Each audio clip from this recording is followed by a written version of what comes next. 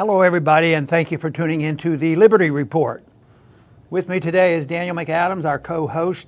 Daniel, good to see you. How are you this morning, Dr. Paul? I am doing fine, and we have a story to talk about that just broke very recently. Yes. You know, in the way we do our programs, I always wish we could have our story down pat the night before, because we don't have a staff that works during the night and pops it up there for it. So we have to get busy and looking. And we had a couple ideas for the morning, but you know, just a little over an hour ago, Zero Hedge released a story that they had picked up having to do with Syria and Trump bringing the troops home from Syria. Yeah. And let me just read that headline. In drastic reversal, U.S. prepares full withdrawal of forces from Syria immediately. And those are in quotes. So that sort of caught our attention immediately. So that's a pretty big deal. And Trump's pretty relaxed and blasé about it. He says, well, I campaign on that, and he has said that before. I keep wondering how he's going to get away with it. He does have a few neocons in his administration, but I suggested one time that maybe the neocons are there for props, you know, to pacify them, and then he goes about his own business. And there might be a little bit to that, but I'm sure there's some unhappiness here. I don't think Mattis and John Bolton are going to be overly excited, you know, about this, and I think they've said some things. But this is very interesting, and the big thing is it for real? And we want to cheer them on. This is magnificent. But you know, I think the announcement was pretty neat from Trump. He says, we won, we're leaving, we defeated ISIS. I think it's a little bit of shortcomings with that claim, don't you think, about U.S. defeating ISIS, and we were there only for ISIS, and now we can sign up and be best buddies with Assad. Yeah, I think that, you know, I don't know if we have the tweet. If we have it, we can put it up. But essentially what the president said is we've defeated ISIS, and that's the only reason during a Trump presidency to have troops in Syria. So I think in a way that was, despite some of the, you know, playing with words on whether we defeated ISIS, I think it was kind of a rebuke to his neocons, because it was just in September that Bolton said, we are going to stay in Syria until the Iranians leave. Yeah. And Pompeo and Mattis have said similar things. So it almost, to me, that tweet sounded like a rebuke. Now, unfortunately, there may be a tweet even as we speak now where he says, you know, just kidding, or I'm changing my mind. But as of right now, it certainly is a very interesting development. Yeah, and Pompeo was speaking to a Jewish group in October, and the handwriting might have been on the wall, because he was talking as if when and if you know, we leave there, he was assuring the Jewish group, well, don't worry about it, because if Iran is in there, we won't give them any money. Yeah, we won't send any foreign aid, and that's the whole thing. That brought attention in my mind to the foreign policy that I sort of poke fun at. And we have two choices. We either take them on, threaten them, and if they don't do what we tell them, we bomb them, which we've been doing, you know, in Syria. But if they look like they're going to obey, or we change our mind, then we'll just send them money. So I don't think we need to promise any money in that sense. We would satisfy the Jewish group. We're not going to send any money to Syria, or we shouldn't send any money to Syria. But the other question I have in my mind, because we are skeptics at times, where's the CIA? Where are they going to be? And where will the special forces be? Will they leave not only in the Kurdish area, or will it be the entire country? And the way the announcement came, it makes one to believe that our troops will leave. We didn't have a tremendous number of troops, 2,000, you know, but it's the principle of thing, it's the support we've given them, it's the special forces, it's the CIA. All these things add up to our mischief. And, you know, we do talk a lot about Trump and the mistakes he makes, but you know who's to blame for setting this standard? And that was, you know, the previous president said, Assad has to go, and we're going to join the battle. And sometimes you wonder where the progressives were then, or where they are now. The progressives never said a word about it. Yeah, well, unfortunately, I saw a tweet from someone on the Democrat resistance, and they're furious. He's just doing this to please Iran and Russia. There he goes again. But you know, there really is there are a lot of details that haven't been worked out, and we have to sort of take a breath and think about them. But there is a confirmation this morning from Sarah Sanders, the White House spokesperson, and she said, "quote We have started returning U.S. troops home." So that's a very direct statement. I don't know how many Americans really understand that the U.S. physically occupies about a third of Syria. It's a size, they occupy a size of Syria the size of the country of Croatia. Yes. This is a lot of territory, and they're occupying it, and they're using it with the Kurdish, the Syrian Defense Forces, which are a Kurdish group. They're using them as a proxy army. And so the question is, do they give up this area, this whole third of the country? Are they leaving that? What happens to the Kurds there? We know, and this is the real wild card here, is Erdogan and Turkey. Because we know that Trump had a talk with Erdogan, I think yesterday, and this, I think, is related. It has to be related, because Erdogan's been saying, I'm going in. I'm going to take that part. I don't like these Kurds up here. We're going to wipe them out, even though they're U.S. allies. So it raises a lot of questions. Yeah, I don't think Erdogan was, mincing words. I think he was very serious about it. And of course, Trump might have philosophic reasons for getting out, and he thinks it's the best thing to do. But if you were looking for a practical reasons, it could be the conflict with Turkey and the Kurds, because I guess that's the last thing that Trump needs is an ally of ours bombing an ally of ours, and trying to settle that and getting into a real mess. So that might have been the precipitating event or the excuse for Trump to do what he maybe wanted to do all along, and then he made his announcement. But it's been a very painful thing. You mentioned how big an area that we have occupied and controlled, and yet we did it without a lot of troops. But there's a lot of power in there. But this is the reason I get concerned about sanctions and military support and CIA, because there's a lot of ways you fight wars, and I think we have been drifting away.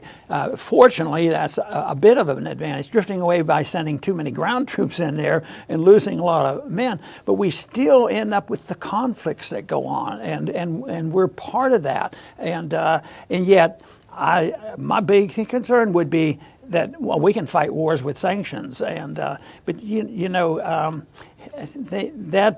that just prolongs the agony. The policy could change with Syria. If we concede that ISIS is gone and we helped out there and give our government credit for that, helping to get rid of ISIS.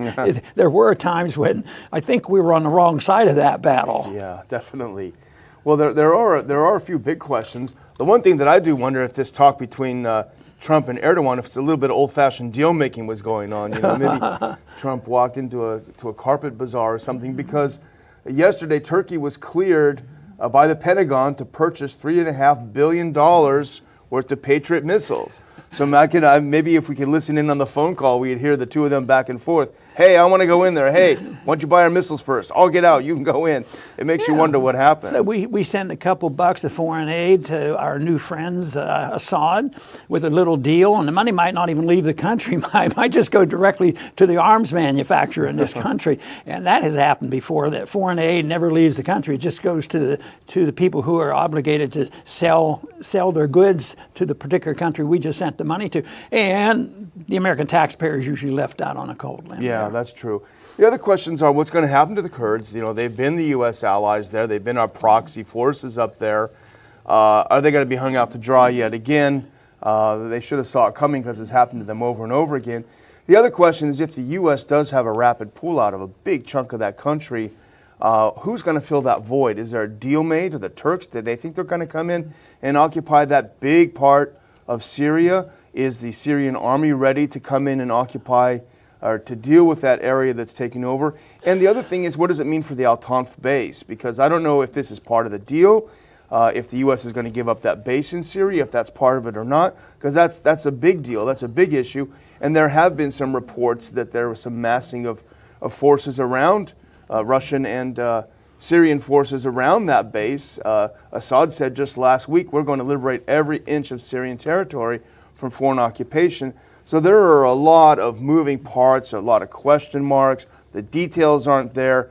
The only thing I worry about, Dr. Paul, is another chemical attack coming out and having a false flag like we saw before when Trump said he wanted to get out of Syria. You know, Bolton in September was talking about Syria, and he was sort of a bit in a bragging mood. He says the way it's going now is we'll probably be able to get out of here, but the Russians are going to be stuck here.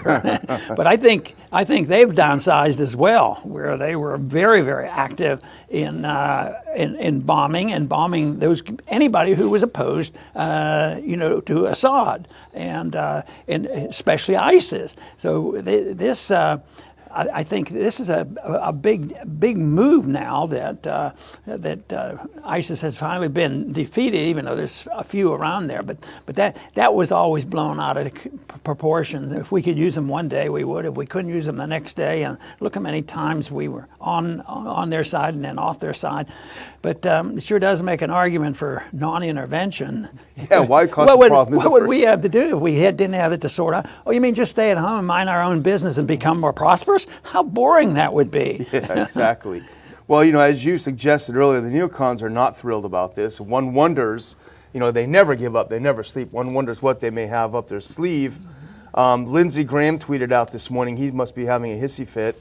He said, quote, "Withdrawal of this small American force in Syria would be a huge Obama-like mistake," which is, first of all, stupid, because the Obama-like mistake was putting the troops in there in the first place. Right. So taking them out can't be an Obama-like mistake. And this other thing caught my eye, Dr. Paul, and I thought you might be interested in this. This is CNN doing a straight news reporting about Trump's withdrawal. This is not an opinion piece, this is a news piece. Listen how they framed it. "Even though the U.S. will continue to maintain troops in Iraq with the capacity of launching strikes into Syria, a U.S. withdrawal of ground forces would fulfill a major goal of Syria, Iran, and Russia, and would risk diminishing U.S. influence in the region." Oh, how horrible. Yeah, so CNN is saying, there you have it. They're saying, oh, Trump is just doing the bidding of Russia. Yeah, well, it looks like that will be ironed out. And matter of fact, since the announcement was that it's not in the future, the report was that they're starting to move them in that direction. When we used to talk about getting the troops out of Iraq and Iran, oh, that's too big a job. Where's the money? There's no money appropriated for leaving. And when you started, just leave. You have money and you have money to move the troops. Just leave. But it looks like they're actually moving. And in the next few days, I imagine we're going to get a lot more information. But overall, I think we have to say this is a good step in the right direction, although certainly from the neocons position, there can be some downside for this. If you're worried about the Shia crescent, maybe they could make the case, well, Iran's going to be stronger and they can work with Russia, and the Shia in Syria could, associate with the Shia in Turkey. But, I think that's mostly dreaming, but it remains to be seen. The important thing is do we need to be in that decision? We have enough in our hands in Central America to think about. Well, there are some other people that aren't happy either. The reporting says that the Pentagon officials are still trying to talk Trump out of it. So let's hope they don't succeed. And also the defense minister of the United Kingdom. Remember, that's the country who interfered in our elections by putting up this dossier to try to not get Trump elected. The real meddlers in our elections. The defense minister of the UK said, "I strongly disagree with Trump over ISIS elimination in Syria." So he's at it again. So there's going to be a lot of pushback. I hope you're right that the neocons are just props. But the thing is, why would you surround yourself with these people? If I were him, I would go in my room and shut the door, because they're going to be yapping at him constantly today. Yeah, it's hard to figure, but we've been working at this for several months now, trying to figure out the logic of the policies, and it doesn't add up to a logical position. But at times it comes down on the side that it's at least moving in the right direction. So we'd have to say that we wish them well. But I think the unintended consequences taxes, the false flags, and this sort of thing that you were concerned about. That is a real concern, because attitudes can be changed rather quickly, and it's those false flag issues that are, you know, the CNNs won't be bashful about using that. See, we left, and look, this child died. You know, therefore we have to send 5,000 more people over there to make sure 10,000 kids die. You know. So. Yeah, absolutely. Well, as we mentioned in the show, I mean, there is a lot to work out on this. We don't know the details. We do, you know, tend to praise the president when he does the right thing, and if this is indeed what he's doing, it is the right thing. Unfortunately, the president has been a little bit shifty sometimes. He said this big defense budget is crazy, and then a week later he says, well, make it even bigger. He said we wasted $17 trillion in the Middle East, and then he's decided to stay. Now he's decided to go. Well, we're going to cheer him if he decides to go. We hope he's watching the show right now. Dr. Paul, maybe he is. But this is what we do. We urge the U.S. to have a sensible foreign policy. We would have had a lot more money in our pockets. A lot less people would have been dead if we just minded our own business and left the Syrians alone. That's what the Ron Paul Liberty Report does. That's what the Ron Paul Institute does. And I just want to remind you again, if you can make your year-end tax-deductible donation to the Ron Paul Institute, we're a 501c3, and you can do so at ronpaulinstitute.org/support. Get your tax credit for this year and help us do a lot more good in the next year. Thanks for listening. Very good. I want to just follow up by talking a little bit about our program yesterday, because we talked about the budget and what were they going to do, were they going to get it passed, was the money going to be put into the wall, and the president being determined that he did not want to have a mess in the budget like last go around, where he was pressured into signing a budget that he said was horrible and he never wanted to do it again. And things, well, in politics you can't really predict exactly how things would work out. And right now we're looking at it looks like there is a stopgap measure that has been agreed upon, and that will be passed up until February 8th. Some people will say, good, the government's not going to be closed, this is good, the stock market jumps up on this good news, but it never even addresses the real issue, you know, a big government spending, debt, and Federal Reserve, and all this nonsense, and our foreign policy, and our, militarism, that program of militarism.